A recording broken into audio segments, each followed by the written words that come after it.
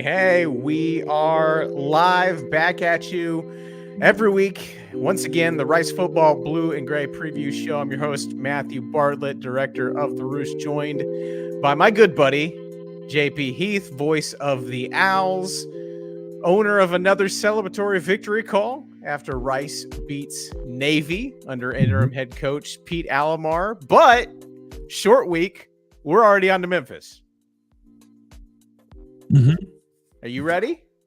Always. Yeah, no time to enjoy it, which I'm sure, coach speak, you always move on to the next one. Coach Alomar told us after, hey, we're going to enjoy this for a few hours, but nature of the business, you got to move on eventually. And we'll get into how they manage the short week later, but then you tack on basketball starting and then short week and then basketball after that. It's like, what day is it, Matthew? What day is it?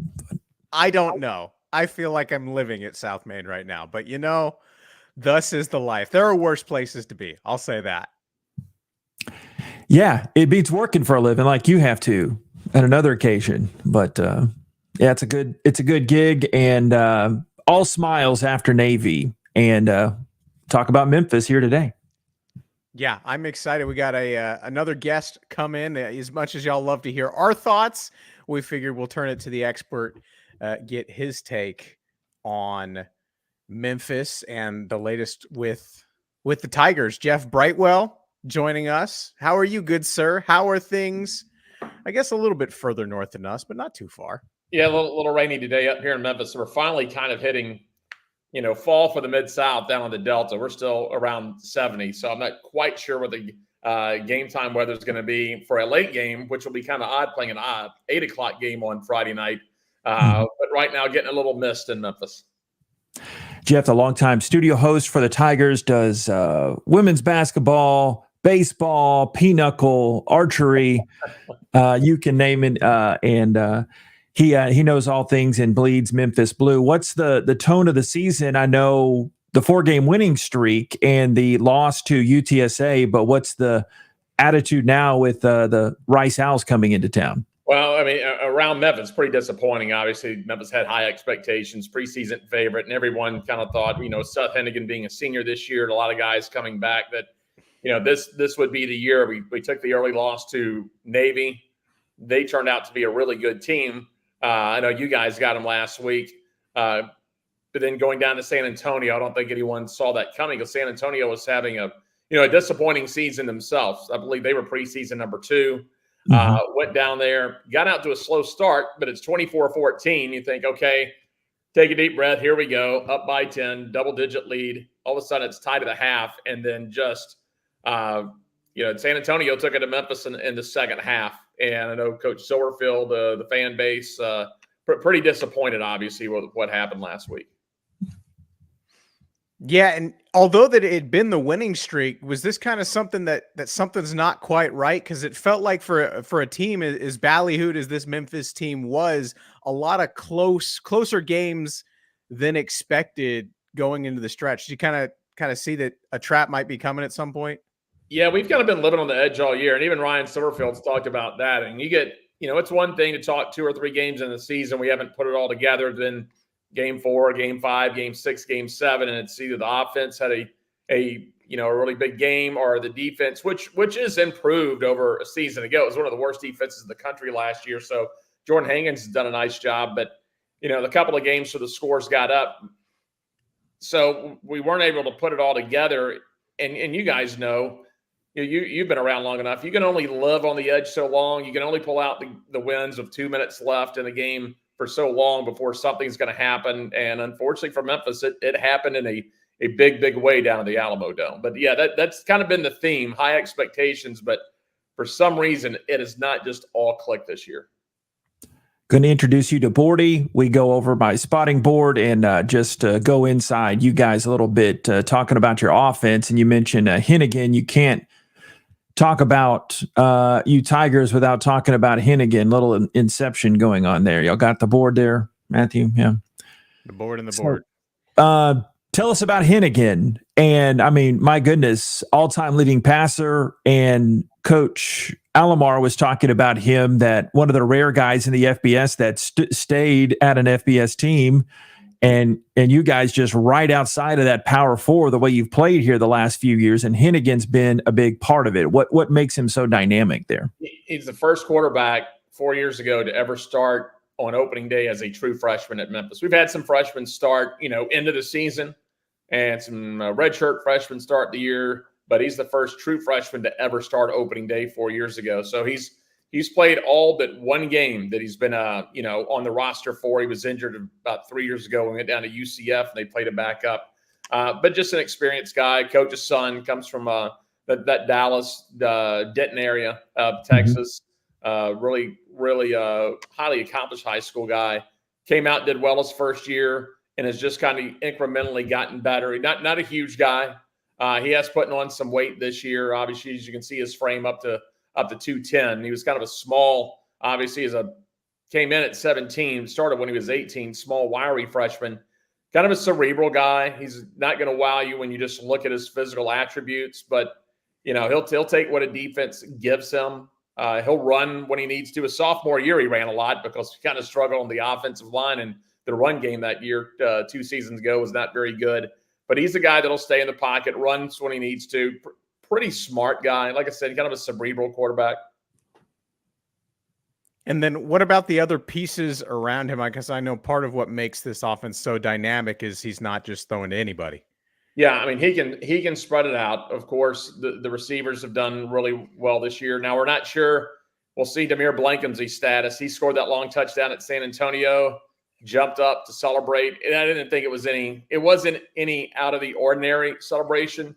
Just jumped up that he scored, did a little pirouette in the air. Mm-hmm. Wasn't super acrobatic, but we saw it happen with what was it, Martin Gramatica? Came down and immediately grabbed for the I think it was the left leg on Saturday. Went the injury tent, tried to come back. Don't know. Now he's going to be the guy that goes in the long routes out, streaks across the middle, streaks down the sideline. Rock Taylor's kind of a possession guy. He's good, shorter, has got some speed. We were throwing a lot to the tight ends. Some of the teams, obviously, I guess, as it's scouted, have kind of taken the tight ends away from us the last couple of games. Doyle and Landfair are the guys that will make the catches. Costa there is going to be the guy, more of a blocking guy. They have passed to him a little bit, but early on it was Landfair and Doyle that were the guys punching it into the end zone. Tigers will get down there. They would get short yardage on that one. So he'll use a lot of receivers. Banged up at the running back position, though. Mario Anderson Jr., as you see right there, has been a nice addition to the portal. He was South Carolina's leading rusher last year. Now, he was going to be a tandem running back with Sutton Smith, who was going to be the feature back this year. Sutton Smith got hurt in the very first game, I think on the third possession of the season in the North Alabama game to start the year. Brandon Thomas is a senior. He started off, like gangbusters, had a big game his freshman year against Mississippi State, had a little fumble issue. He's been banged up. So what Ryan Summerfield did with him, they turned him into the goal line guy. If, 3rd and 1, 3rd and 2, goal line, he's the short yardage back. I believe he's got over 30 touchdowns now in his career, so he's gotten into that role really well. Now, he's been banged up the last couple of games and hasn't played. Not sure 100% if he's going to come back against Rice this week. We've got a freshman in McCray Bodiford that's played the last couple of games. Greg DeWozier played just a couple of plays last week. He was injured. I believe it was his collarbone against Florida State in that win down in Tallahassee, and has just now gotten back. So I'm not sure how big of an impact he's going to make, but you'll see a steady dose of Mario Anderson Jr., then short yardage. If Brandon Thomas is able to play, then Brandon will be your short yardage back on Friday night. What about the defensive side of things? You mentioned them scuffling in some stretches, but when they're going well, what are they trying to do well, and who are some kind of big play guys? Defensive line's been really solid this year, but look for Chandler Martin. He's got a chance maybe to be the defensive player of the year in the league. Elijah Herring, that was Tennessee's leading tackler, got him out of the portal a year ago. And those are the guys that you're really going to focus on defensively right there. In the linebacking core will be Martin and Herring. Martin really good at everything. He's a guy that's developed. He's just a junior. He's the only junior captain on the team. Everyone else, as Coach said, is senior. So he's a junior captain for Memphis, and he's just been solid. Quick, hits hard, emotional leader. He's been a very mature guy since he got here. I mean, he's a guy that you could put, and you know this, JP, doing the broadcast. A lot of times you don't throw freshmen on post-game interviews, especially when you take a loss. But he's a guy that can always come up, says the right things. He sees the big picture. He sees the long race, not just the finish line per game. Defensive backfield has been solid this year. Greg Rubin, that's a 4-year guy out of Memphis and White Station High School. Played a lot his freshman year, and it's done well for Memphis. And you know, coming from Houston, anytime you can get a hometown guy that can stay there and flourish, it's big. But the linebacking core, again, led by Martin and Herring, that's really going to be the key in any game for us. And when it's come to the thing that has kind of kept this defense to come to, taking that next step, getting over the top, what's been, the Achilles heel, a thing that has kept them from getting there? Oh, let's see. They didn't match up well with the San Antonio. I mean, overall, they've done a lot. I mean, they're vastly improved. They were one of the bottom 10, bottom 15 defenses last year in the country. Now I haven't looked at the latest NCAA stats this week, but I know last week before the San Antonio game, they were hovering around 30. Which that's not a top 20 defense, but that's a whole lot better than, being 130 or so wherever we were a year ago. Didn't match up with Navy. Not a lot of teams match up with Navy. We got burned by the quarterback when we went up there. Fifth game. Yeah, it's fourth game of the season. And that's always an anomaly when you play the Service Academy and the triple option, especially how they're doing things different. But the surprise was last week is the San Antonio receivers, how open they were able to get. Kind of burned the defensive secondary. We were able to put a little pressure on the quarterback, McCown, last week, but obviously not enough. So that's the one thing that sticks out. Otherwise, they've been relatively consistent this year. Didn't need them to be, we didn't need them to be the 86 Bears defense, just needed them to be better. And they have, for the most part, been a lot better than they were a season ago. The new defensive coordinator, Jordan Hankins, he was the linebacker coach. He took over for the Liberty Bowl last year, held Iowa State to 0 yards rushing in that ball game, and that win in the Liberty Bowl.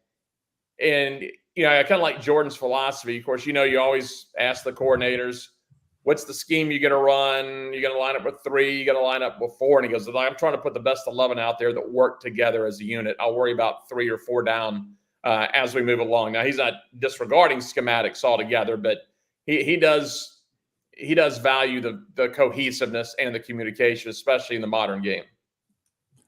Tell us a little bit about Coach Silverfield and a rapid rise, looking at his bio. What type of coach is he? What type of guy, and his imprint on this team?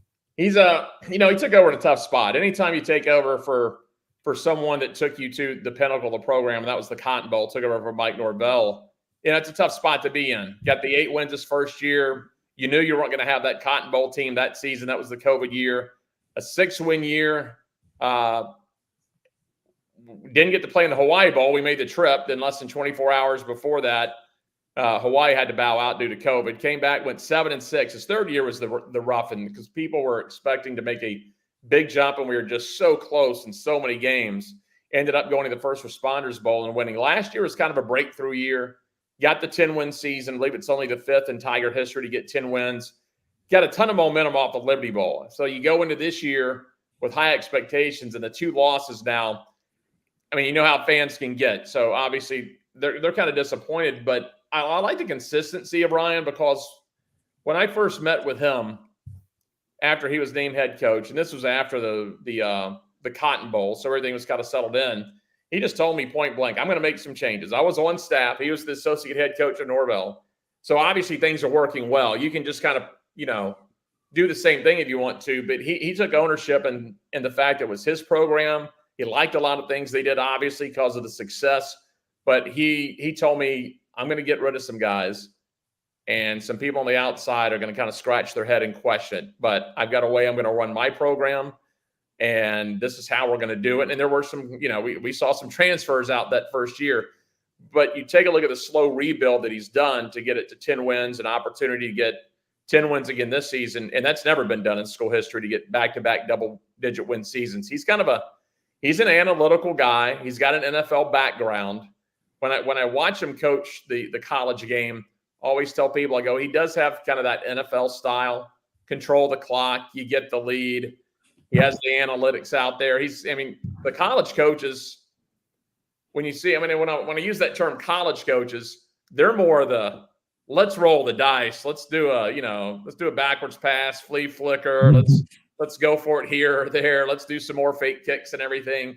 But he's more, I think of a game control type of coach. Sometimes he gets, some criticism for that. I understand what he's doing, but people want to see like you said, the trick plays, the go for it on 4th and long all the time. And that's just not him. But he knows who he is. I like that about him. He's got a set of standards. He has gotten this program to a place where it's consistently successful now. That's 18 wins out of the last 23 games, I believe.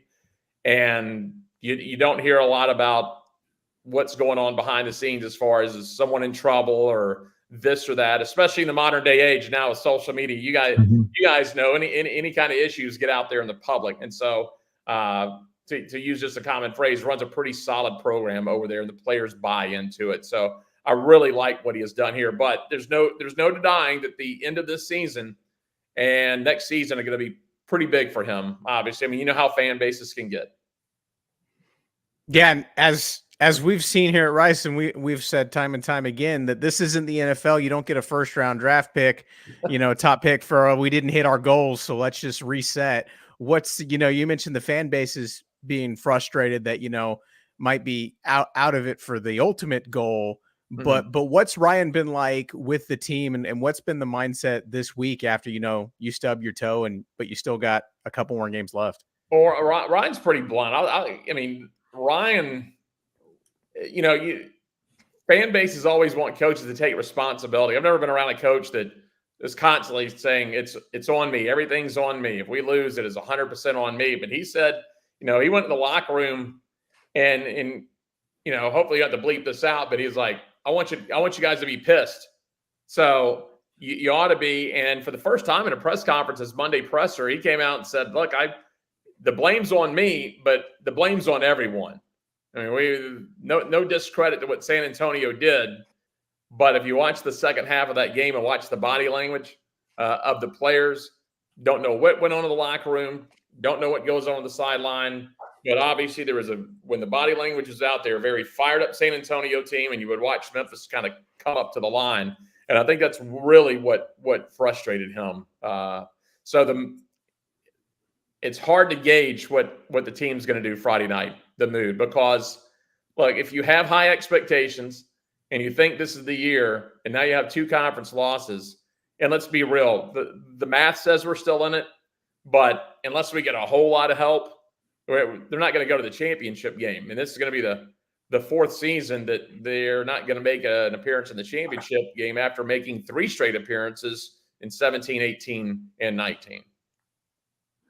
And finally, and some would say maybe most importantly, give us our Memphis dining preview. Some fans like to hear the locals.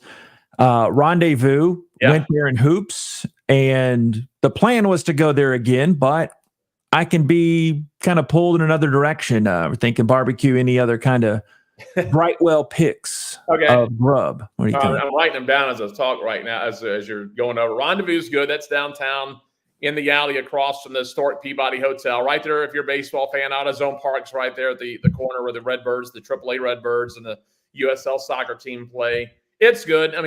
Locally, we call it the tourist barbecue place, but it's fine. It's good. You're going to have fun. It's got the old school waiters in there. It's got the old school feel. It's kind of got that Greek dry rub seasoning, so it's good. If you're going to be downtown, go to Blue City Cafe. I like that on Beale Street. That's a good spot. If you're driving around, if you're in Memphis for a few days, there's a chain in Memphis called Tops Barbecue. Now, a lot of people may say that's kind of the fast food, but it's still good. It's still solid. You're going to get a good product when you go there. Corky's Barbecue, they've got a couple of locations around Memphis. I like them a lot. Their ribs are really good, so you can try that. Unfortunately, the place I would have told you to go. And JP, me and Mark Taylor, our old SID, I think took you there. It was called Leonard's Barbecue. They used to have the rib and catfish buffet, but unfortunately, no longer. Sadly, we say a prayer for Leonard's rib and catfish buffet because it is no longer there. I think we took you out there when you came out with baseball a long time ago. Yeah, our last baseball trip there was 2012, right before you guys bolted. Right. And also in memory of still alive, but not at the job, Sully was on that trip as well too. So well, I think I remember telling you guys, like, look, we're going to take you to this place at lunch, but we better go early because when you used to eat that rib and catfish buffet, it's like your broadcast, just go home, go back to the hotel and get a nap, man. You're just going to be in the food coma all day. It was the only meal you're going to need to eat that day. But no, Rendezvous, Blue City, Tops, Corky's Barbecue, any place like that, you're not gonna have an issue driving around finding a barbecue spot in Memphis. Okay, I appreciate it. I've heard the names of those others, but they'll add to the list. I might get outvoted by the other guys on the crew, but we will do it. Hey Jeff, I owe you a lunch. I guess we're there in baseball this year, right? Yeah, looking forward to it. It'll be fun. Yeah, tell Corey Barton hi. I guess I could text him, but y'all got a good one there on the baseball staff. But see you soon, brother. Appreciate you. Thanks, guys. Appreciate it. Thanks. Thank you very much. Great Jeff Brightwell, the Memphis Tigers radio network. I forgot that story. He treated us to lunch a while back in Memphis, but had to save the best for last, Matthew. You have to get the important questions. We decided, I'm sure you were glued to the broadcast. Actually, you came on the broadcast, Navy. About to say, at some point, after hour 4 or 5, you stooped to me. But we talked about what we're going to do. We talked about Graceland. But for folks that are just itching to know, doesn't look like Graceland's on the trip. Meh. Kind of meh. But we're going to go to the Civil Rights Museum, the National Civil Rights Museum in Memphis there. I think it was that same trip Jeff was talking about the last time. I went to Memphis a couple of times. And so I don't know where to go off that, but thanks for coming on. You're making me hungry. Yeah. That's what you're doing. Yeah, that was wild. 5-hour rain delays. I guess we got a lot to unpack there, but we just hit on a lot of Memphis. Can we backtrack real quick to kind of state of the program? Of course, we can do what we want. It's our show. Yeah, this is true. Don't tell anybody important.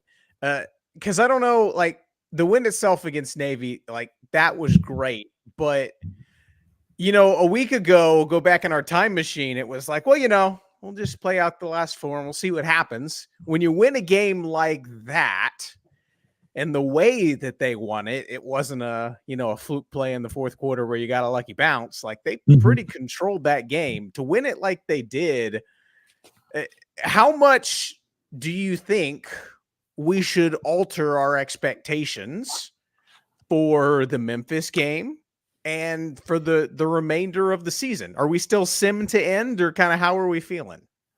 Well, that depends. Are we talking coach, fan, broadcaster expectations, media member like yourself? Because, I mean, the really, coach should expect to win every game. The fan should expect to win most games, and we can be reasonableists. Yeah. I would say that coaches want to manage expectations and control their process. They always stick to, hey, what's in the process? And there's beat Memphis signs all throughout Patterson, just like there's beat Navy signs last week, and that worked out. I will say this, like, they were like in the male bathrooms, like every single inch of Brian Patterson Center has beat. It was Navy, it's Memphis now signs. Like, I freaking love it. Yeah, I have my secret stash. Don't tell anybody, but I go up and get a Powerade, and I can go to this secret compartment I have, and I know where to find Powerades because it's just this wall of Powerades, right? Players, staff know where it is. And like 4 sheets on each door of this big, tall window, like you go at a convenient. Yeah, exactly. You beat Navy last week, beat Memphis this week. But getting back to your original point, I don't know. The expectations. That's not a good answer, JP. Well, you know me, partly playing it safe, but I truly, how I'm the hamster wheel spinning it out in my mind is that it was obviously a different jolt of energy that Rice played with. I don't think it was because necessarily a coaching change was made. I think I saw a lot of that, as we talked about during the game, on social media, that you see, this is what happens. Well, like psychologically, we see it in the pros in college all the time that the best effort a team gives is the game after a coaching change is made. And Coach Alomar is obviously doing things differently because he's a different human being. And the guys rallied around him because he's a really good coach and a really good leader. But with playing a wounded Memphis like this, I'm fascinated to see. So my expectations are still high because I obviously want them to win every game. But going on the road late at night, it's going to be another fun one. Did I hedge enough there? Yeah, that was well said. I'm not going to get you in trouble, but I think it was interesting talking with folks this week because I did want to hit on that a little bit. I talked with several of the position coaches and I said, did anything change with, the shift from Bloom to Alomar? Like, are you doing anything differently? Is any of the scheme different? And they're like, no, everything about this program, we're running it the same ship. It's a different captain right now. So the pieces put in place, as someone put it to me late, I guess it was Sunday morning, early hours of Sunday morning, was simply, this was the team we thought we were getting in August. They showed up. It took them 3 months, but they showed up. Now, can they show up again is the question, but with as much as Memphis has struggled, with how well this team played last week, the joke's on them now because we know it's in them. Like up until this point of the year, we're just like, maybe just something like the wires got crossed. Maybe this team it just wasn't going to happen. But now we've seen it. Like we've seen them go toe to toe with the team that beat this team that Rice is playing. So yeah, I think it's right to have some high expectations. And I think it's, you can kind of start to creep ahead a little bit. And now it's not just giving up time, but win one more and we'll talk. And I think we're getting to the point where that's possible.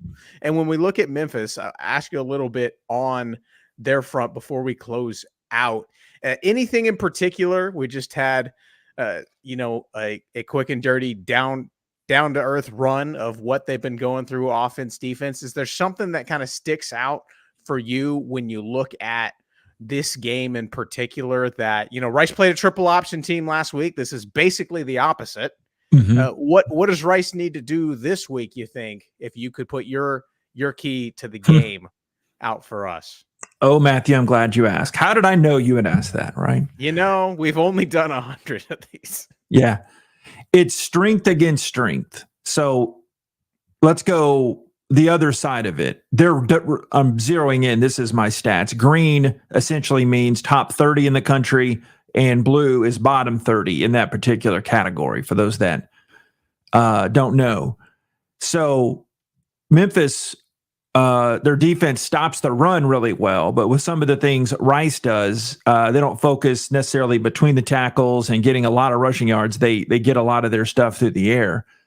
They turn the ball over really well. They're +9 on turnovers. Rice is -8. So Rice cannot give any free chances away. And they got that early lead against Navy. How big was that when they were the ones? How fun is that, folks, when you're the ones that's being chased? Now, here's the mano y mano. Rice has one of the best passing defenses in the country. The caveat being, yes, they've played Navy and yes, they've played Army. But even when you take out those numbers, I didn't redo it for this week, but they're still in the top 15, top 20 in pass defenses in the country. But Memphis' pass offense is really, really good with mama, there goes that man, Seth Hennigan right there. So that's what jumps out at me. How do you get an early lead? This is one of the better scoring teams you'll face. Like you pointed out in the presser in just a moment ago, this is not Navy. But Rice's defense continues to rise to the challenge. And the last thing I'll tuck this answer to bed is they have a top 30 offense. Rice has a top 25 defense. So the game's not played on paper, but at this point of the season, the numbers don't mean nothing. If that's too East Texan of me. The numbers mean something at this point of the season, Mr. Numbers. Yes, Yeah. I would say the numbers mean something. I think the numbers tell me that, this is one that can be interesting. I think what we saw against Navy for really the first time is we saw Rice get to play the football game the way they want to play it. Yeah. And Navy didn't. Rice wants to get that quick ball in the box. I don't believe they scored. This is still true. They haven't scored a touchdown against an FBS opponent on their first possession of the game yet this season. Mm-hmm. Because it came on the second one against Navy. So they haven't perfected it yet.